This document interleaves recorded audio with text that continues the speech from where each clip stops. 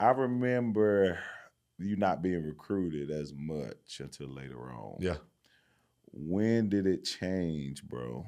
When did you start seeing, all right, Wake Forest and who else was on you hard? So I had so my freshman year, I remember we came in because I was still playing for that was 14, so I was still playing with the Stars. Mm-hmm. And I remember guys was getting letters and stuff like that. You know how I love my mom and my dad. They kept me real humble. It was like, man, what the Lord got for you is for you. And Right. nobody else got nothing. Like, stay on your path. Your footsteps are ordered by Him, not nobody else. Right. So you stop, like, you put on these blinders, but like you start saying, he got a typed letter from Mississippi State. He got a typed letter from this. So you like, dang.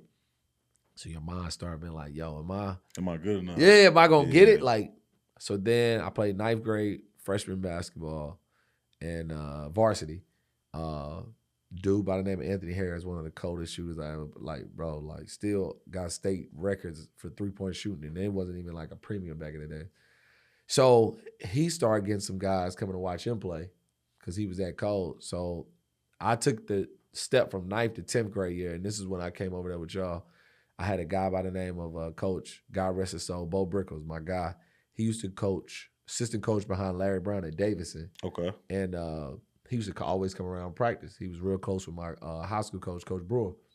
So he was like, let me tell you something. He used to always say this, and these are his quotes.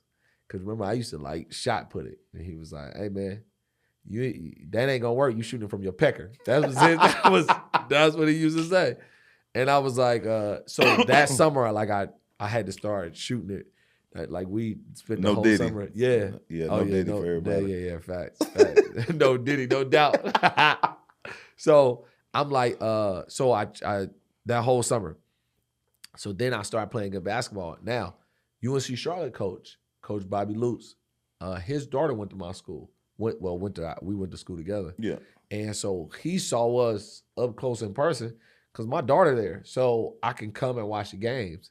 So my sophomore year, like I'm playing better. Like I can see my shot getting better because we changed it. And he gave me my first offer. So I'm like, bet. Like, worst thing come to worst, I'm going to UNCC. Right. So you start feeling like a little bit better. So you like, bet. Like, Bobby, and at that time, the only reason I tell you the truth why I didn't like go to UNC Charlotte or didn't take it a little bit more serious because they was leaving conferences. Like if they would have stayed in the Conference USA. They were in the Conference USA, wasn't they? Bro, they was Conference USA was. But that's when they had Cincinnati though. Bro, Cincinnati. You had Cincinnati with Kenyon Martin them was coming in. Remember Steve Logan? They was loaded. DeMar, they was loaded. Then you had Memphis coming in here with DeJuan Wagner, Calipari. They was loaded. Then you had D Wade. People forget was at Marquette. Sure was. Travis Diener. They was loaded. Like I'm forgetting South Florida. I think might have been in that conference. Obviously Charlotte was in that conference, and Charlotte was going to the tournament each year. What Curtis Weathers there at the time? Man, Curtis Withers was cold. Like man, Charlotte was cold. Man, Charlotte had tough. Remember Rodney White, bro. He was so they were getting the guys. And it was right down the street. My sister went to UNC Charlotte, so I would just go up there and work out with the guys and stuff like that. So it was like a perfect situation.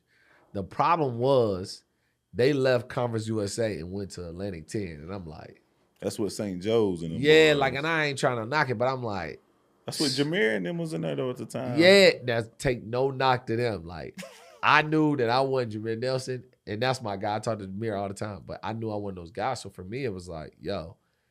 I want to play. All of us, our dreams was go to ACC. Man, I'm trying to go to the ACC. Like, I'm trying to go hoop. But during that time, though, that's when the ACC was popping. Goodness, yeah, it was bro. It was popping. Goodness. So I go, I'm like, at worst, bet, perfect. So then going from my sophomore, junior year, we still playing AAU together, and we like starting to get more eyes on us. And I remember my sophomore year, man, this is why I tell people all the time, man, I thank the Lord for my journey because God honest truth, you can't make this up. Like, this had to be him guiding and directing every bit of it. God honest truth. So, guy by the name of Bobby Hussey, God rest his soul, he used to help Coach Lewis at North Met. And so, remember, Jamie used to go to all those camps. He used to go to the Nike camp, Nike Jamboree camp, stuff like that. So, Bobby Hussey was like a really deep plug into Nike basketball. So, he saw me play against North Met. And this before you got ranked and all that, right? I ain't getting Man, you see my rankings. My rankings ain't right. No, man, in North Carolina. But go Oh, ahead. in North Carolina, North but Carolina, not nationally. yeah. My joint 150. I might have been 147, and that was because I was going to Wake, so that would be nice. But so from there, I go to Bobby Hussey saw me. We got killed that game, matter of fact. But I guess he saw something in me. So from there, he asked, get a call. I get a call, and it was like, we want you to come to the Nike Jamboree, Hoop Jamboree. And it's like the top 9th and 10th graders. I'm like, bro, and I get the letter and everything. I'm like, oh, bet, this is cool. So go there and play decent. I thought I played well. I don't know, stuff is all like relative. Yeah, but you act nice, man. But you be having a little chip on your shoulder, though. Oh, I always play like that. Yeah. No. Yeah, no, we don't play them games. Like, no. Heck no. Even like I tell you something when I get deeper into the story about CJ, and that's my guy. But I'm just gonna be honest with you. So we go and I played solid, and then came back, and I was going from my sophomore to my junior year. And this is what I try to tell people: like playing locally is great, but it's always somebody better out nationally. I agree, though. So when we used to go to nationals and play well or go to national tournaments, we would like come back to our local area like with confidence, like it's bro, different. You can't. There's nothing you can do. I done played against Derrick Rose. There's nothing you can do like that. I ain't seen no 6'2" dude putting the ball on the back of his neck at 16. Like there's nothing you can do. So I go to the Jamboree. When I come back from the Jamboree, like I'm like, maybe it might have been going from my 9th to 10th grade. I don't remember if it was it. So I come back from Jamboree, I got a little confidence. And from there, my Anthony left going from my 10th to my 11th grade year. Anthony Harris left. And that's when I think we played y'all. Was that our 11th grade year? Yep. Yeah, my 11th grade year. So now I got, like, it's my team. So we used to run a lot of plays for Anthony. Like a lot of pin downs. Look, guard that can shoot the ball for y'all. Yeah, Anthony Harris. So, goodness, yeah, so bro. he shoot the ball. So he left. Now, like, so that's your junior year, man. So that's when you used to play. So my sophomore year. Sophomore. So I was like playing the 2 or the 3 or whatever I was doing because we had Kyle Bramlett, Anthony Harris, and myself. So we played like a 3-guard offense. We played y'all in the summer a lot. Yes. Yeah, my high school. Yes. Yeah, when I was at West. Okay. So remember the biggest jump, I don't know if you remember, my junior year we played against y'all, and I got honest truth. I told them boys. Well, you got like, hot. Yeah, so that was the first time like I was like, oh, I might be okay this year. Because I was nervous. I ain't gonna lie to you. I was like, bro, am I gonna have enough to... Anthony was averaging like 30-something a game. I'm like, bro, you losing 30 points off your... It's different. Bro, it's different. So it's different. That summer, I got a lot of confidence. And I remember when we was playing against y'all, I was like, yo, they cold. And you know how your team, like, I'm like, bro. And my coach told him, like, yo, y'all almost won. Oh, y'all did win states? Nah, man, we lost to East Rutherford. Yes. So, oh, dang. Right. So, coach was like, yo, they loaded. Shout out to Tion, too, man. Yeah, hit that. To this day, I still think that floater was lucky. But, you know what I'm saying? Shout out to you, though. But that was, so when we played against y'all, we was telling them, like, yo, this is the best team in the state. I don't care if they 1A, 2A, 3, or 4. Y'all was one of the best teams in the state. Man, it was our AAU team, though. Yeah, I know, but y'all were loaded. Yeah. So then, won that game, played well, and then I started getting confidence. And so Charlotte, it's funny how it happens. So once Charlotte offered me, now the other teams around the Atlantic 10 are starting to look now like, who is this kid? Yeah. So it's funny how it happens. So when I was at, you remember when we was young, you used to go to Wake Forest camp, used to go to NC State, you know what I mean, as a team camp. Yeah. So we used to go to the Wake Forest team camp. I remember. Yeah, during the fall. It was in September, October. We used to go, So we went there to team camp, and we went up there to team camp. Pat Kelsey and Chris Mack was doing the game. So as they're doing the game, whatever the case is, I'm having a solid game. I think this might have been my 10th grade year. I'm having a solid game. And all of a sudden, Chris Mack leaves and get a higher job. He gets the associate head coach at Xavier behind Sean Miller. So guess what's going to happen now? He liked me at Wake. He flipping it like, yo, I'm coming to get you at Xavier. So then I get an offer at Xavier. So now I got Charlotte and Xavier. Okay, and both of those in the same conference. Yeah, they both in Atlantic 10 at the time. So I'm like, but Xavier was straight back in the day, though. I was about to, so Yeah, I get to it. Like I was that close from going there. Clemson. I love Wake. Obviously, I made the decision to Wake, but those two schools I was deciding between. Gotcha. If Wake would have never offered, so Coach Matt goes there. Now Coach Kelsey gets moved up. Pat Kelsey, who's at Louisville now, Okay. he gets moved up. So now he not DBO. Remember, director of basketball. So now he can like recruit. So now he starts coming to the school, and he's still trying to sell. Now Wake was big time at this time. So everybody who think like, oh man, no, I was like down on their list. Listen, because they could go get. Because that's when Chris Paul, you know what I'm saying? I was going to the games with LD.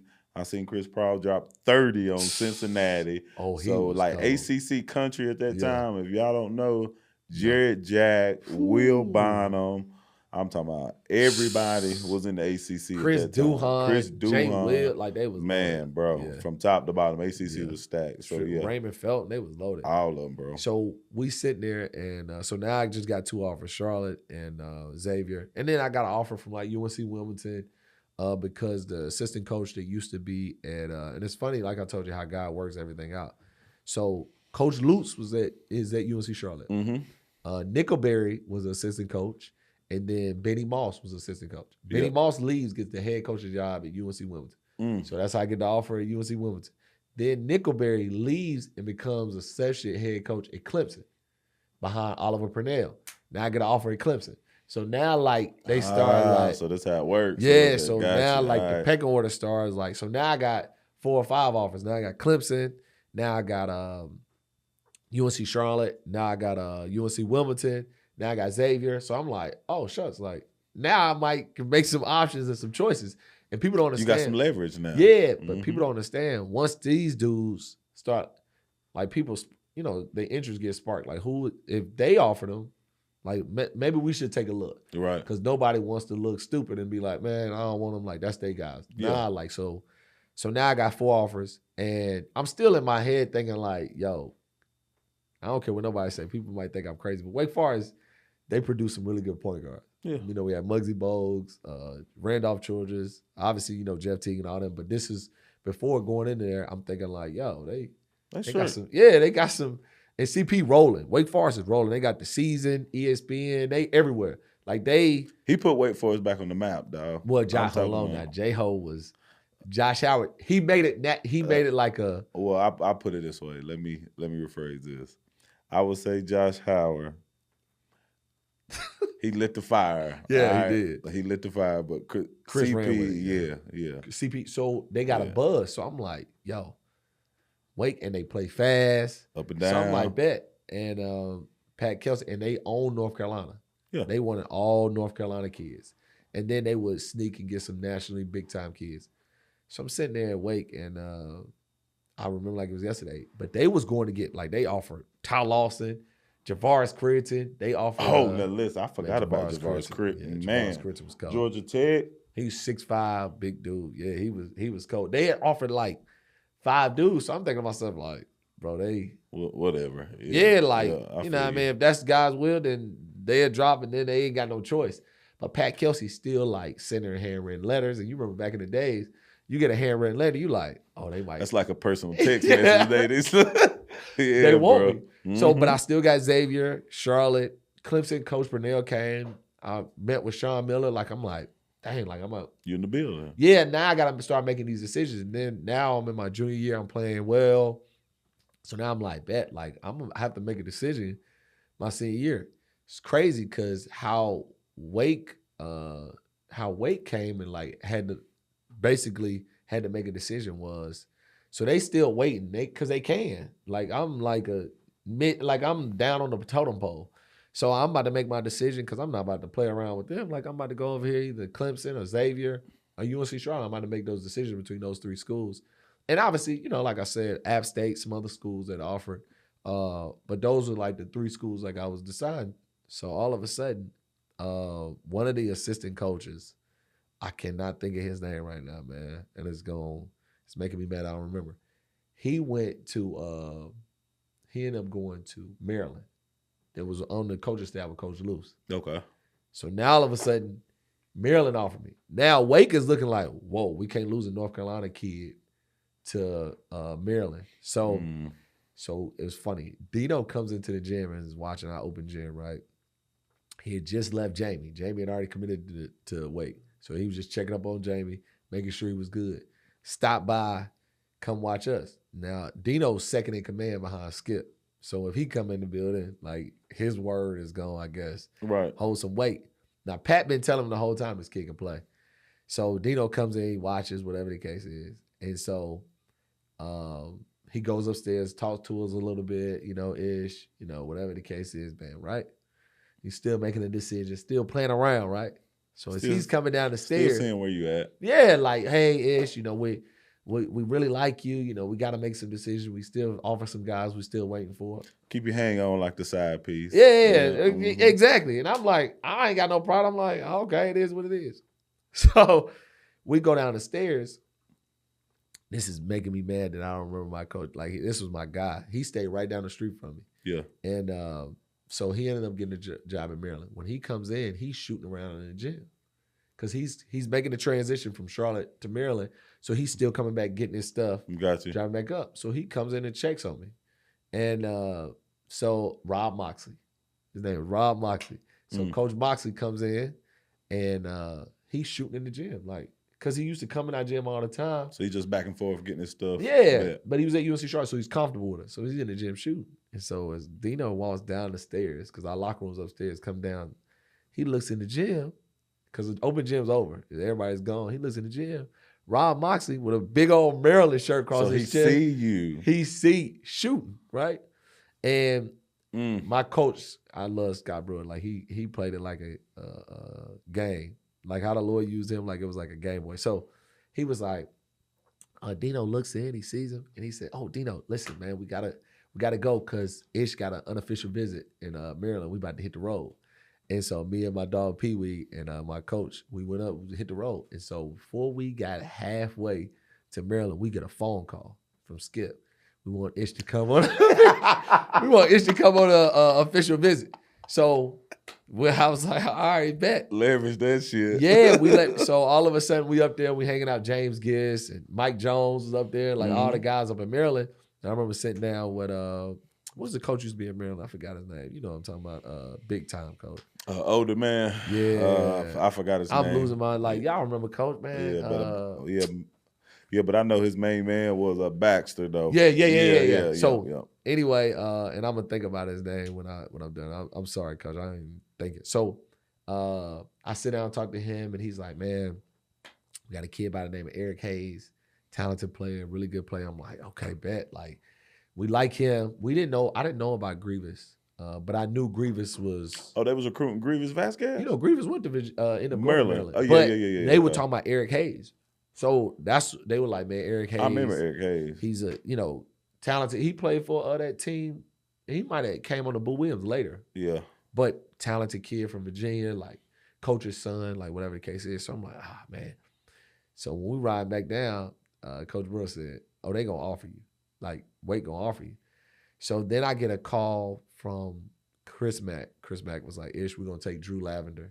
I don't know if you remember Drew Lavender. He transferred from Oklahoma to Xavier.